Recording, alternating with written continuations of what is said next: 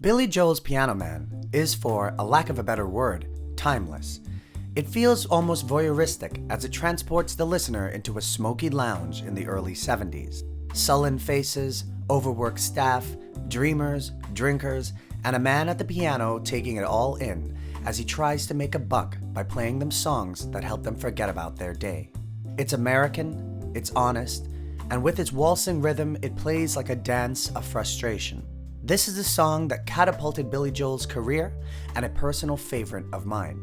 This is the story of Piano Man.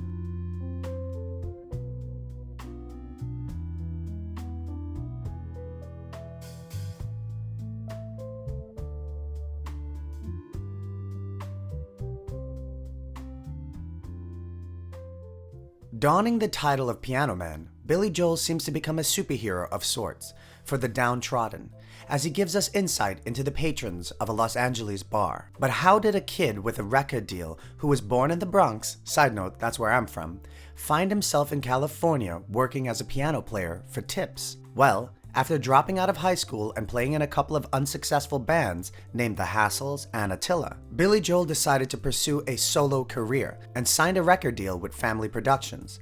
He released his first album, Cold Spring Harbor, and it bombed. Joel blames the record company for completely screwing up the marketing and even the production of his album. But here was the problem. Billy was only in his early 20s when he signed a terribly binding contract with Family Productions. So he flew off to California to lay low while he had a team of lawyers clear up the mess so he could sign with the juggernaut of labels, Columbia Records. Billy says, "It was a gig I did for about 6 months just to pay rent.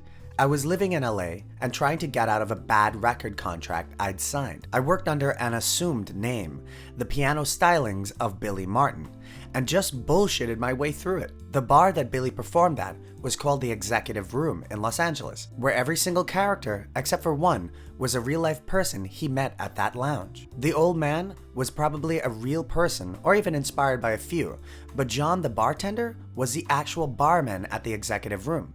Paul, the real estate novelist, was literally a real estate agent named Paul who would talk and talk about how he was about to write the great American novel. And of course, Billy thought he was full of it because of the fact that Paul was always at the bar. The waitress practicing politics? That was actually Billy Joel's first wife, Elizabeth Weber, who also got a job at the Executive Room to help with the bills. So that leaves pretty much everyone accounted for except Davy, who was still in the Navy. Davy Hines was a real man who actually served in the Navy, and Davy's daughter Lisa recalls that her dad met Billy Joel in a pub in Spain. Davy married while he was in the Navy. He had 3 children and sadly passed away in 2003 of ALS. His daughter says, "It really hurts when I hear the song played on the radio and they leave that part out. It's kind of amazing the impact these songs can have on people and how it can immortalize someone like that. I know I'll always think about that whenever I listen to the song again." Musically, Billy Joel actually laments that the chords were rather simple, stating, "I have no idea why that song became so popular. It's like a karaoke favorite.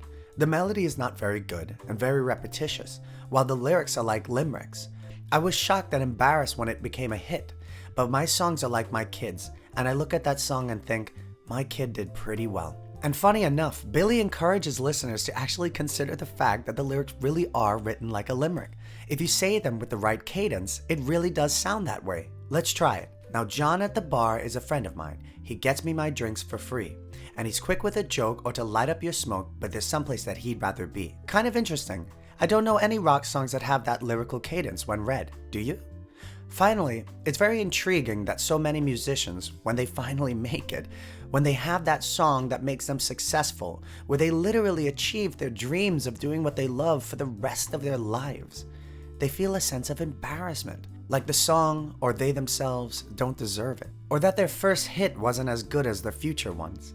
Perhaps some artists try to distance themselves from their mainstream hits because they don't consider themselves to be mainstream. So I propose a discussion in the comments. Do you ever feel embarrassed for liking a popular song? Like your tastes and sensibilities are better than liking what everybody else likes? Just because Piano Man became a smash hit and people still love it decades later, does that really make it pedestrian? Because I know I would love to write a song like that. If you enjoy these videos and want to support the channel, please consider becoming a patron. My videos will always be free, and this is a great way to help me make them better for you. Check out my debut album, The HollyHobs, on Spotify and Apple Music, and click the like button, subscribe, and notification bell because that is the best way to get notified when a new video is released. See you next time.